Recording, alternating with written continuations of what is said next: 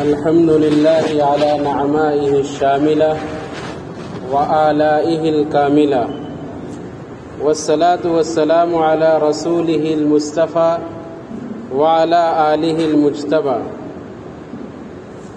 أما بعد قال الله تبارك وتعالى في كتابه الأخير أعوذ بالله من الشيطان الرجيم بسم الله الرحمن الرحيم إن الله يحب التوابين ويحب المتطهرين وقال النبي صلى الله عليه وسلم الطهارة شطر الإيمان وقال النظافة تدعو إلى الإيمان.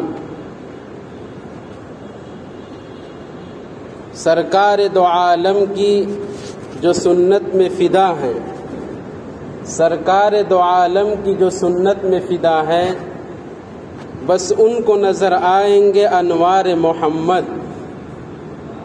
ہے سنت نبوی سے نہیں جن کو سروکار، ہے سنت نبوی سے نہیں جن کو سروکار، ان پر نہ کھلیں گے کبھی اسرار محمد. آج آپ کے سامنے جو قرآن کریم کی آیت تلاوت کی گئی ہے،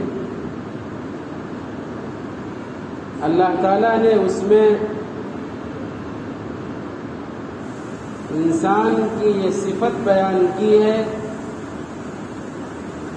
اور اہل ایمان کی یہ امتیازی شان بیان کی ہے کہ اللہ رب العزت کے نزدیک پسندیدہ اور محبوب ترین وہ لوگ ہیں جو توبہ کرنے والے ہیں. جب ان سے غلطیاں ہو جائیں، چاہے بھول کر ہو چاہے جان بوجھ کر ہو، رات کی تاریکی میں ہو دن کی اجالے میں ہو، اہل ایمان جب ان سے خطاؤں کا صدور ہوتا ہے پھر وہ اپنے رب کے سامنے گڑ گڑاتے ہیں، اپنے گناہوں کی معافی مانگتے ہیں اور اپنے گناہوں سے توبہ کرتے ہیں. اللہ رب العزت کو ایسا ایمان والا بندہ بے حد پسند ہے. ان اللہ یحب التوابین، یقیناً اللہ تعالی اپنے گناہوں سے توبہ کرنے والے کو محبوب رکھتے ہیں، ان سے محبت کرتے ہیں. اور آگے آپ نے فرمایا وَيُحِبُّ الْمُتَطَهِّرِينَ، اور اللہ تعالیٰ پاکی حاصل کرنے والوں کو، صفائی پسند لوگوں کو، جو لوگ اپنے آپ کو پاک اور صاف رکھتے ہیں، اپنے آپ کو نجس اور ناپاک نہیں رکھتے، ایسے لوگوں کو اللہ تعالیٰ بے حد محبوب رکھتے ہیں. اللہ تعالیٰ کو ایسے بندوں سے بہت محبت ہے. ان اللہ یحب التوابین ویحب المتطہرین. طہارت اور پاکی حاصل کرنا یہ انسان کے لیے فطری طور سے اور اسلامی نقطۂ نظر سے بے حد ضروری ہے. ایک نفیس الطبع انسان کے لیے یہ ضروری ہے کہ وہ ہمہ وقت 24 گھنٹے پاک اور صاف رہے، گندا نہ رہے، ناپاک نہ رہے، نجس نہ رہے. وہ صفائی کا خاص خیال رکھے، طہارت اور پاکی کا اہتمام کرے. اللہ رب العزت کو صفائی اور طہارت اور نظافت کا اہتمام کرنے والا بندہ بہت پسند ہے. منافقین نے ایک مسجد بنائی تھی اور اس کا نام رکھا تھا مسجد ضرار. مضرتن سے ہیں، اس کے معنی آتے ہیں نقصان کے، مضرت کے. تو انہوں نے ایک مسجد تعمیر کی اور مسجد بنانے کے بعد ان کا یہ منصوبہ تھا، ان کا یہ پلان تھا کہ اس مسجد کے اندر بیٹھ کر کے اہل اسلام کے خلاف سازشیں کریں گے، پروپیگنڈے رچیں گے. ان کا یہ منصوبہ تھا کہ اہل ایمان کے خلاف پلاننگ ہوگی، سازشیں رچی جائیں گی. اور جب مسجد مکمل ہو گئی تو باقاعدہ انہوں نے آپ صلی اللہ علیہ وسلم کو مدعو کیا اور یہ کہا کہ آپ آئیے ہماری مسجد کے اندر نماز پڑھا دیجئے تاکہ ہمیں برکت حاصل ہو جائے. یہ منافقین نے مسجد بنائی تھی جس کو مسجد ضرار کہا جاتا ہے، نقصان پہنچانے والی مسجد. مسجد تو اللہ کا گھر ہے لیکن ان کے ذہنوں کے اندر 24 گھنٹے شرارتیں رہتی تھی، خباثتیں رہتی تھی. الٹے سیدھی ان کے ذہنوں میں باتیں آتی تھیں، وہ مسلمانوں کو اور اہل اسلام کو تکلیفیں پہنچانے کے ہمہ وقت در پہ رہا کرتے تھے۔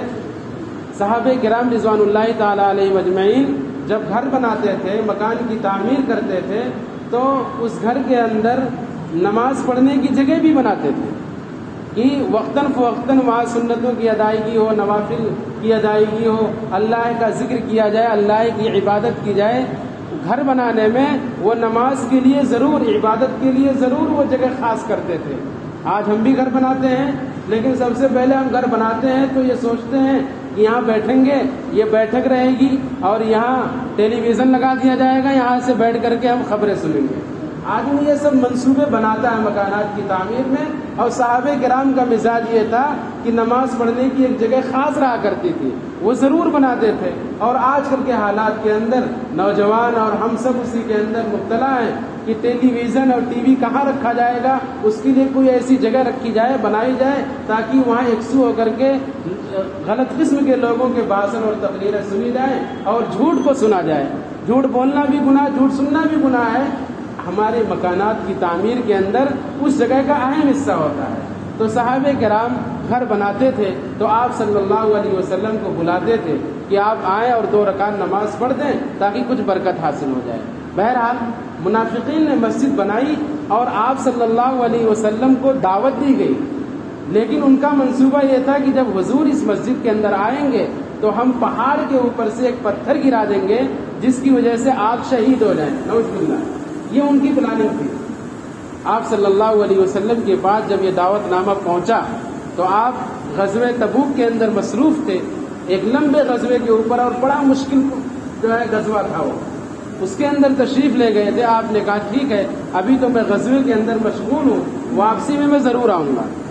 جب غزوہ تبوک سے واپسی ہوتی ہے تو اللہ تعالیٰ نے اپنے پیارے حبیب کو وحی کے ذریعے بتلا دیا کہ جس جگہ آپ کو مدعو کیا گیا ہے، جس مسجد میں آپ کو بلایا گیا ہے برکت حاصل کرنے کے لیے، ان کے کہنے کے مطابق وہ اصل بات یہ ہے کہ ان کا مکمل منصوبہ اور پلاننگ یہ ہے کہ جب آپ وہاں جائیں گے مسجد زرار کے اندر تو آپ کے اوپر ایک بڑا پتھر ڈال دیں گے جس کی وجہ سے آپ زخمی ہو جائیں اور زخموں کی تاب نہ لا کر کے اپنی جان گنوا بیٹھیں۔ یہ ان کی پلاننگ ہے۔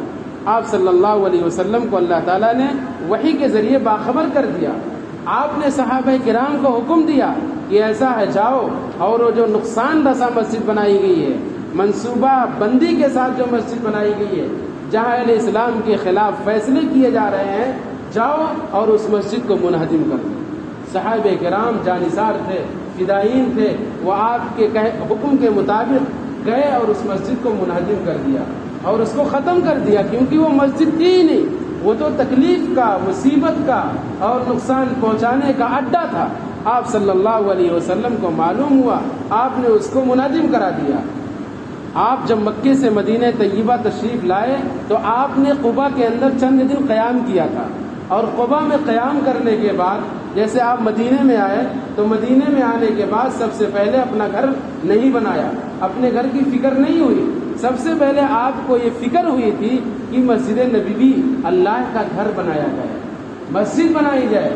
جس اونٹنی پر آپ سوار تھے، تاریخ کا بڑا سنہرا وہ حصہ ہے اور تاریخی واقعات بیان کرنے کے لیے اوقات بھی کم ہیں۔ تو آپ صلی اللہ علیہ وسلم جس اونٹنی پہ سوار تھے، وہ اونٹنی مدینہ طیبہ کے اندر 2 جگہ بیٹھی تھی۔ ایک جگہ بیٹھی تو فوراً کھڑی ہو گئی، دوسری جگہ بیٹھی وہ حضرت ابو ایوب جو خوش قسمت صحابی ہیں، جو میزبان رسول ہیں، ان کے گھر بیٹھی تھی اور آپ ان کے مہمان بنے تھے۔ اونٹنی جو پہلی جگہ بیٹھی تھی وہ جگہ ہے جہاں آج مسجد نبوی آباد ہے۔ آپ صلی اللہ علیہ وسلم نے سب سے پہلے اللہ کا گھر تعمیر کیا، اور اتنی توجہ کے ساتھ، اتنے اشتغال اور انہماک کے ساتھ آپ نے اس گھر کی تعمیر میں حصہ لیا کہ خود آپ صلی اللہ علیہ وسلم اللہ کے گھر کے لیے پتھر اٹھاتے تھے، محنت کرتے تھے، اپنے جسم کو تھکاوٹ میں مبتلا کرتے تھے۔ کتنی خوش قسمت ہیں وہ لوگ جو مسجدوں کو تعمیر کرتے ہیں۔ مسجدوں کے تعمیر میں ان کی صلاحیتیں صرف ہوتی ہیں۔ کسی بھی تعلق سے حدیث میں آتا ہے کہ اگر انسان چیل کے گھونسلے کے برابر بھی مسجد کے اندر حصہ لے گا تو اللہ تعالیٰ اس کو جنت میں گھر دیں گے، اللہ اس کا جنت میں ٹھکانہ بنائیں گے، گھر بنائیں گے۔ بہرحال آپ صلی اللہ علیہ وسلم نے قباء میں ایک مسجد کی تعمیر کی، وہ سب سے پہلی مسجد اسلام کی۔ لمسجد اسس علی التقوی، قرآن کریم میں بیان کیا گیا یہ ایسی مسجد ہے جس کی بنیاد تقوی اور طہارت پہ رکھی گئی۔ قباء والوں کی ایک خصوصیت تھی، اس خصوصیت کی وجہ سے اللہ تعالیٰ نے وحی کے ذریعے آپ صلی اللہ علیہ وسلم کو بتلا دیا، فیہ رجال، اللہ تعالیٰ نے اپنے نبی کو بتلایا کہ قباء کے اندر ایسے لوگ ہیں جن سے اللہ بہت محبت کرتا ہے، جن کو اللہ رب العزت بہت چاہتا ہے، اللہ تعالیٰ کو ان سے بہت محبت ہے، اللہ کے نزدیک وہ بڑے محبوب ہیں۔ کیوں؟ اس کی وجہ یہ ہے کہ وہ صفائی پسند ہیں، وہ طہارت پسند ہیں، وہ پاک رہنا چاہتے ہیں، پاکی حاصل کرنا چاہتے ہیں۔ آپ صلی اللہ علیہ وسلم نے قباء والوں سے معلوم کیا کہ بھائی تم کیا کرتے ہو کہ اللہ تعالیٰ نے تمہاری صفات قرآن کریم کے اندر بیان کی ہیں کہ اللہ تعالیٰ اہل قباء سے بے حد محبت کرتے ہیں۔ قباء والوں نے یہ کہا کہ ایسا ہے جب ہمیں ضرورت پیش آتی ہے، اس سنجے وغیرہ کی جب ضرورت لگتی ہے تو ہم ڈھیلے کا استعمال کرتے ہیں، پتھر کا استعمال کرتے ہیں، ڈھیلے اور پتھر سے صفائی حاصل کرنے کے بعد ہم پانی بھی استعمال کرتے ہیں۔ اس بنیاد پر اللہ تعالیٰ نے ان کی تعریف بیان کی ہے اور اللہ نے یہ بیان کیا ہے کہ اہل قباء سے اللہ رب العزت کو بے حد لگاؤ ہے، بے حد محبت ہے۔ تو اسلام نے صفائی پہ اور پاکی پہ بڑا زور دیا ہے۔ ایک حدیث میں آتا ہے الطہارۃ نصف الایمان، پاک رہنا اور صاف رہنا یہ آدھا ایمان ہے۔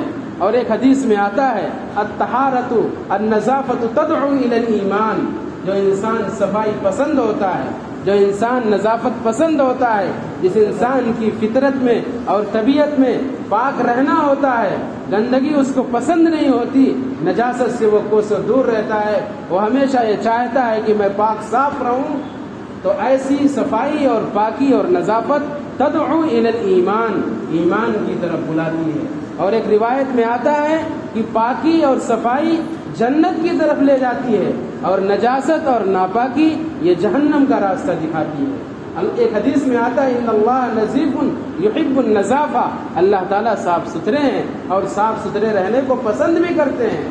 ایک حدیث میں آیا ہے کہ اللہ تعالیٰ پاکیزہ ہیں اور پاکیزگی کو پسند کرتے ہیں۔ لہذا ایک اہل ایمان کی اور مسلمان کی اور انسان کی یہ خصوصیت ہونی چاہیے کہ وہ 24 گھنٹے پاک اور صاف رہے۔ ہوتا کیا ہے؟ صفائی کی طرف کوئی دھیان نہیں، پاکی کی طرف کوئی دھیان نہیں ہے، اور لوگ جو ہے ناپاک رہتے ہیں۔ بس اذان ہو گئی، وہاں چند لوگ بیٹھے ہوئے ہیں، کہہ رہے چلو نماز کے لیے۔ نوجوان کیا کہہ دیتے ہیں، یا بہت سارے عمر دراز لوگ بھی ہیں اسی کے اندر، کیا کہتے ہیں کہ میں پاک صاف نہیں۔ ایمان والا اور پاک صاف نہ رہے، ایمان والا اور ناپاک رہے۔ ایمان والا وہ آپ صلی اللہ علیہ وسلم کا مبارک فرمان کہ طہارت اور پاکی پیش نظر رہنی چاہیے، ایمان والا بندہ ہے۔ کسی حال میں اگر موت کا فرشتہ اچک لیا تو ناپاکی کے ساتھ انسان دنیا سے رخصت ہے۔ اسی لیے اللہ تعالیٰ چاہتا ہے کہ انسان ہمیشہ پاک اور صاف رہے، طہارت کا خاص خیال رکھے۔ نوجوان یہ کہتے ہیں کہ ہمارے کپڑے صاف ہیں، ارے کوئی ضروری تھوڑی ہے کہ آدمی نماز کے لیے ہی پاک صاف رہے۔ نماز کے لیے صفائی تو بے حد ضروری ہے، لیکن ایک عام انسان کے لیے ایک ضابطہ، انسانی بھی ضابطہ ہے اور شرعی بھی اصول یہی ہے کہ انسان کو پاک اور صاف رہنا چاہیے۔ کپڑے کی صفائی صرف نماز تک کے لیے نہیں ہے، کپڑے کی صفائی اور بدن کی صفائی یہ نماز کے باہر بھی ضروری ہے۔ نماز کے باہر بھی اتنی ضروری ہے جتنی ضروری نماز کے اندر ہے، نماز کے لیے ہے۔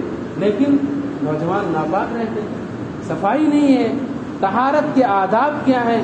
پاک رہنا کس کو کہا جاتا ہے؟ غسل کے فرائض کیا ہیں؟ وضو کے فرائض کیا ہیں؟ معلوم ہی نہیں، پتہ ہی نہیں ہے کہ آدمی غسل سے پاک کب ہوتا ہے، کب انسان کس طریقے سے نہائے گا کہ وہ پاک ہو جائے گا اور طاہر ہو جائے گا۔ ایک ہوتا ہے صاف رہنا اور ایک ہوتا ہے پاک رہنا، دونوں میں بہت فرق ہے۔ پاک رہنا، آدمی نہا لیا، اس کو احتلام کی شکایت ہے یا بیوی سے بے تکلفی اس نے کی ہے، وہ اب اس کا بدن کا ایک ایک حصہ ناپاک ہو گیا، بال بھی ناپاک ہو چکا ہے، یہ نجاست حکمیہ ہے.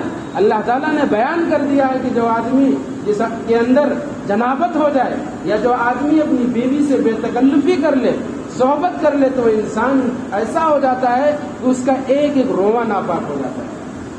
لیکن آدمی نے لوٹا سر پہ ڈال لیا یا سوئمنگ پول میں نہا لیا یا ٹوٹی نلکا لگا کر کے بیٹھ گیا, کیا اس سے صفائی تو ہو سکتی ہے, لیکن انسان طاہر اور پاک نہیں ہو سکتا. نماز نہیں پڑھ سکتا, قرآن نہیں پڑھ سکتا جب تک وہ غسل کے جو 3 فرائض ہیں اس کو ادا نہیں کرتا. جب تک ان فرائض پر عمل نہیں ہوگا انسان صاف تو ہو جائے گا لیکن پاک نہیں ہوگا. اس لیے نماز کے لیے, قرآن کے لیے 24 گھنٹے انسان کی صفائی کے لیے ضروری ہے کہ غسل کے لیے جتنی بھی شرطیں ہیں اس کو بجا لائے, تب انسان طاہر ہوگا, تب جا کر کے انسان پاک ہوگا. آپ صلی اللہ علیہ وسلم کی ایک سنت ہے, لوگوں کو ہو سکتا ہے معلوم ہو کہ آپ صلی اللہ علیہ وسلم کی ایک سنت یہ رہی ہے کہ جب آپ ازواج مطہرات سے صحبت کرتے تھے تو آپ صلی اللہ علیہ وسلم دینی مسئلہ بتانے میں کبھی بھی شرم نہیں کرنی چاہیے, دینی مسئلہ بتانے میں کبھی بھی باس و لحاظ نہیں ہونا چاہیے, انداز اچھا ہونا چاہیے, ورنہ طہارت کے, نجاست کے, پاکی کے, غسل کے, صحبت کے جو آداب ہیں اور جو اسلام کے احکامات ہیں کیسے لوگوں کے سامنے آئیں گے. آپ صلی اللہ علیہ وسلم کی سنت تھی کہ جب ازواج مطہرات سے مصاحبت کیا کرتے تھے تو فوراً غسل کر لیا کرتے تھے. یہ آپ کی سنت رہی. ایک بیوی سے مصاحبت کی, آپ نے فوراً غسل کیا. دوسری بیوی سے آپ نے مصاحبت کی, آپ نے غسل کر لیا. یہ سنت ہے. آج بیوی سے صحبت ہوتی ہے, مصاحبت ہوتی ہے, مجامعت ہوتی ہے, انسان پڑا رہتا ہے, آرام سے 10 بجے اٹھے گا, 11 بجے اٹھے گا. اگر اسی حال میں جس حال میں وہ سویا اگر قبر کے اندر اس کی آنکھ کھل گئی تو یہی وجہ ہے کہ انسان کو ہمیشہ پاک صاف رہنا چاہیے تاکہ اگر اس کی موت آئے تو طہارت پہ آئے.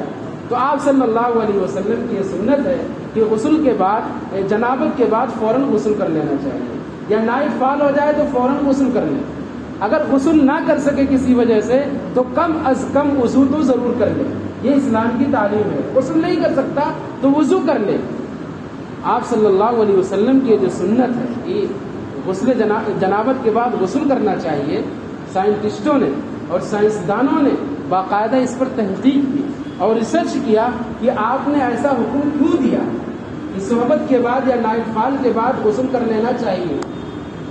بہت سی ریسرچ کے بعد انہوں نے اس نتیجے کو اخذ کیا اور اس نتیجے پر پہنچے کہ جب انسان ناپاک ہوتا ہے, جب انسان کو احتلام ہو جاتا ہے یا بیوی سے صحبت کرتا ہے تو اس کے بدن کے جو مسامات ہیں اس میں سے جراثیم نکلتے ہیں, اور جب فوراً نہا لیتا ہے تو وہ جو جراثیم ہے وہ ختم ہو جاتے ہیں.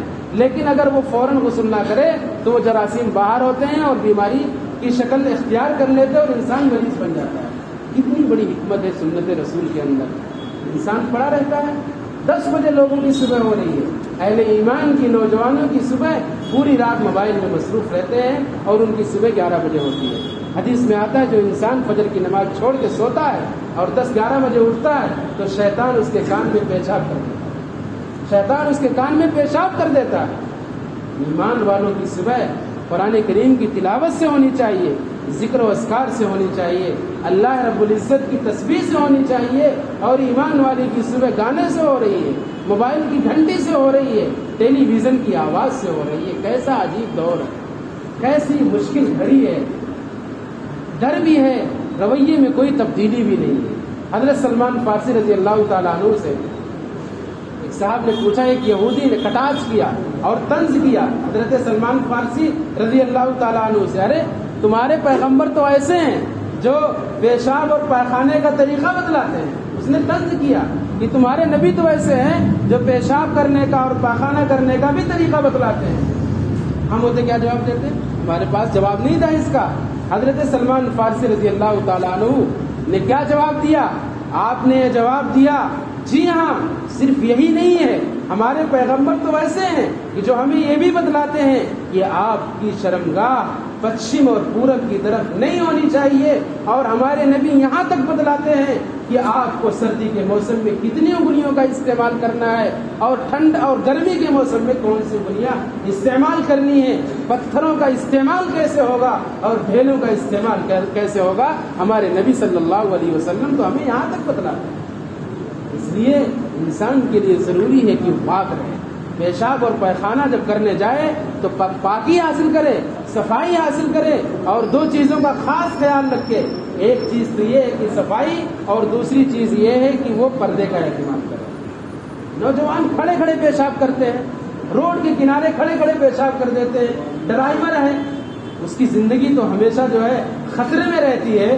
ڈرائیور لوگ جو گاڑی چلاتے ہیں، کب کیا ہو جائے اللہ کو معلوم ہے، کچھ نہیں کہا جا سکتا، لیکن جب پیشاب کا موقع آتا ہے کھڑے کھڑے پیشاب کر دیتے ہیں۔ ان کو کوئی لحاظ نہیں ہے کہ ہم سفر کے اندر ہیں، ہم کو پاک رہنا چاہیے، ہماری موت اگر ایسے آ گئی تو ہم ناپاکی کے ساتھ اللہ کے حضور پہنچیں گے، ظاہر سی بات ہے۔ تو آپ صلی اللہ علیہ وسلم نے یہ فرمایا ہے کہ انسان کو پاک رہنا چاہیے، صفائی انسان کو اختیار کرنی چاہیے۔ تو حضرت سلمان فارسی رضی اللہ تعالیٰ عنہ نے کیا جواب دیا کہ اللہ کے رسول تو ہم کو انگلیوں سے کس طریقے سے پاکی حاصل کرنی ہے وہ طریقہ بھی سکھلاتے ہیں۔ ایک مرتبہ آپ صلی اللہ علیہ وسلم کو ضرورت پیش آئی۔ پہلے لیٹرن باتھ روم تو جو موجودہ شکل کے اندر ہیں وہ تو تھے نہیں، آج کل تو آدمی کا جہاں کچن ہے وہیں لیٹرن اور باتھ روم ہے، ایسی سہولیات دستیاب ہو گئی ہیں۔ اور میں تو یہ کہتا ہوں کہ جیسے پہلے لوگ دور دراز جایا کرتے تھے تو اس میں بہت ساری راحتیں اور سکون، غلط نہیں ہے، کیونکہ آدمی جہاں غلاظتیں نکالتا ہے، ناپاکیاں نکالتا ہے، اور جہاں استنجا اور پاخانے کرتا ہے، ایسی جگہوں کے بارے میں آتا ہے کہ یہ خبیثوں کی جگہ ہے، اہل خبیث رہتے ہیں۔ اس لیے آپ نے فرمایا ہے کہ جب آدمی استنجے کے لیے جائے یا پیشاب پیخانے کے لیے جائے تو یہ دعا پڑھے، اللہم انی اعوذ بک من الخبث والخبائث، اے اللہ میں تیری پناہ چاہتا ہوں خبیث مرد سے اور خبیث عورتیں سے، کیونکہ یہ خبیثوں کی جگہ ہے، اہل خبیث وہاں رہتے ہیں۔ آج کل لیٹرن باتھ روم گھروں میں بن گئے، کمرے سے بالکل متصل کر دیے گئے۔ بتائیے اس سنت رسول کو سب سے زیادہ پڑھنے کی اور اس پر عمل کرنے کی ضرورت ہے۔ انسان جس کمرے میں رہتا ہے وہ خبیث بھی رہتے ہیں، تو لیٹرین کے دروازے پر اپنے بچوں کو اور ہمیں خود یہ دعا لکھوا دینی چاہیے کہ وہاں جائیں تو کم از کم یہ دعا پڑھ لیں، تاکہ انسان کی خبیث سے، خبیث مردوں اور عورتوں سے حفاظت ہو جائے۔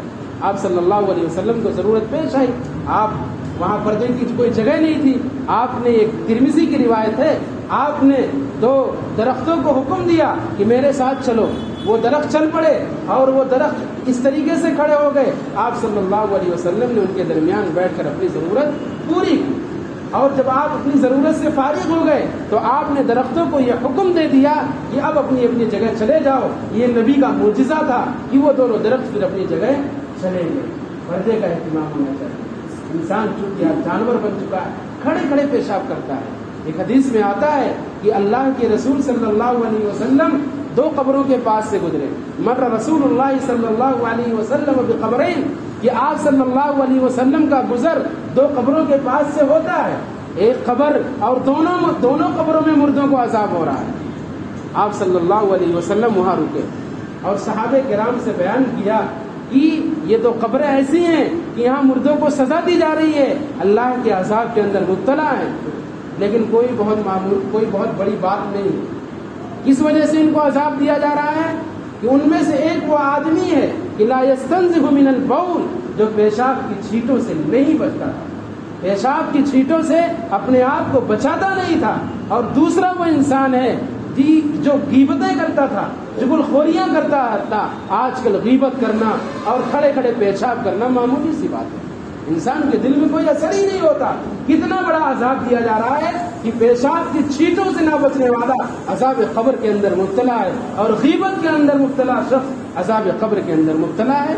کتنا بڑا جرم ہے کہ قبر کا عذاب ہو رہا ہے اس انسان کے لیے جو پیشاب کی چھینٹوں سے اپنے آپ کو بچا نہیں رہا۔ ضرورت ہے، سب سے بنیادی ضرورت ہے کہ انسان پاک اور صاف رہے۔ نماز پڑھ لو، روزہ رکھ لو، زکوٰۃ دے دو، لیکن سب سے پہلے ہمیں جو پڑھایا جاتا ہے کتاب کے اندر، جو مسئلے مسائل کی کتاب ہوتی ہے، کتاب الطہارہ، یعنی پاکی کا بیان۔ سب سے پہلے انسان جب تک پاکی کے آداب نہیں سیکھے گا طہارت کے مسائل نہیں سیکھے گا نمازیں کیسے قبول ہوں گی؟ کوئی انسان بلا وضو نماز پڑھ لے کیا نماز ہو جائے گی؟ نہیں ہوگی۔ اگر جان بوجھ کے کوئی آدمی بلا وضو نماز پڑھ لے تو کافر ہو جائے گا، تو اس نے کفر کیا۔ اگر انسان پاک صاف نہیں رہے گا تو نہ روزے قبول نہ نمازیں قبول ہیں۔ ظاہر سی بات ہے، پاکی بہت اہم ہے، اس لیے ہمیں سب سے پہلے پاکی کے مسائل سیکھنے چاہیے۔ انسان ناپاک ہو گیا، غسل کیسے کرنا چاہیے، طہارت کیسے کرنی چاہیے؟ نہ تو وقت ہے ہمارے پاس، اور وقت بھی ہے تو طلب بھی نہیں ہے کہ ہم اپنے علماء کرام سے مسائل سیکھیں۔ غسل کے آداب کیا ہیں کہ انسان، حدیث کے اندر آتا ہے، مختصراً میں عرض کر دوں، انسان کے بدن میں ناپاکی لگ گئی، وہ ناپاک ہو گیا، اب وہ فوراً نہائے۔ نہانے کے لیے جب غسل خانے کے اندر جائے تو سب سے پہلے اپنے یہ دونوں ہاتھ گٹوں تک دھو لے، کیونکہ بدن پورا ناپاک ہے۔ اگر ہاتھ ڈائریکٹ پانی میں ڈال دے گا تو پانی ناپاک ہو جائے گا۔ یہاں تک ہاتھ دھو لے 3 مرتبہ، اور جب ہاتھ دھو لیا تو ہاتھ پاک ہو گیا۔ اب اس کے بعد وہ اپنے ہاتھوں کا استعمال کر سکتا ہے۔ دونوں گٹوں تک ہاتھ دھو لیا، دھونے کے بعد اگر بدن کے جس حصے پہ ناپاکی لگی ہوئی ہے اس کو دھو لے، اس کو دھو لیا۔ اب اس کے بعد تیسرا کام اسے یہ کرنا ہے کہ وہ نماز کے لیے جیسے وضو کرتا ہے اس طریقے سے وہ وضو کرے۔ وضو کرنے کے بعد اب چوتھا کام اس کا یہ ہے کہ داہنے کندھے پہ پہلے پانی ڈالے، پھر بائیں کندھے پہ پانی ڈالے، پھر پورے بدن کے اوپر پانی بہا لے۔ ایک طریقہ یہ ہے کہ پہلے سر پہ پانی ڈالے، پھر پورے بدن پہ پانی ڈالے، اور ایک طریقہ یہ ہے کہ دائیں کندھے پہ پانی 3 بار ڈالے، پھر بائیں پر، پھر پورے سر پہ۔ غسل کے اندر 3 فرض ہیں، کلی کرنا اور ناک میں پانی ڈالنا اور پورے بدن پر پانی بہانا۔ اس طریقے سے جب آدمی غسل کرے گا تب جا کر کے وہ پاک ہوگا۔ لیکن اگر کوئی بھی تینوں میں سے کوئی بھی چیز چھوٹ گئی تو انسان صاف تو کہلائے گا لیکن پاک نہیں کہلائے گا۔ ان حالات کے اندر نہ تو وہ قرآن پڑھ سکتا ہے اور نہ وہ نماز پڑھ سکتا ہے۔ یہ میں اس غسل کی بات کرتا ہوں جو غسل فرض ہے، جو غسل فرض ہے، جو غسل مسنون ہے، یا ٹھنڈک حاصل کرنے کے لیے جو غسل ہے وہ سب اسی طریقے سے ہوگا۔ اس کا طریقہ یہی ہے، غسل خانے میں جائے، دونوں ہاتھ گٹوں تک دھوئے، پھر اس کے بعد شرمگاہ کا حصہ دھو لے، بدن کے جس حصے پہ ناپاکی لگی ہے اس کو دھو لے، اور نماز کی وضو کی طرح وضو کرے۔ دائیں کندھے پہ 3 بار پانی ڈالے، پھر بائیں پہ ڈالے، پھر پورے بدن پر پانی ڈالے، اور بدن کا ایک بھی حصہ چھوٹنے نہ پائے۔ اگر غسل فرض ہے اور بال برابر بھی اگر حصہ کوئی بچ گیا تو انسان کا غسل نہیں ہوگا۔ یہ سب مسائل سیکھنے کی ضرورت ہے۔ پاکی حاصل کس طریقے سے کی جائے گی جاننے کی ضرورت ہے۔ ہماری عمریں بہت لمبی ہو گئی، ہم بڑے ہو گئے، لیکن طہارت حاصل کرنے کا طریقہ ہم کو نہیں معلوم، غسل کا طریقہ ہم کو نہیں معلوم، وضو کا طریقہ ہم کو نہیں معلوم۔ یہ سیکھنے کی ضرورت ہے، یہ بنیادی چیز ہے۔ اللہ تعالی ہم سب کو ظاہری طور سے بھی پاکی حاصل کرنے کی توفیق دے اور باطنی طور سے بھی، یعنی اللہ ہم سب کے دلوں کو اور قلوب کو پاک اور صاف رکھے۔ وآخر دعوانا الحمد للہ رب العالمین۔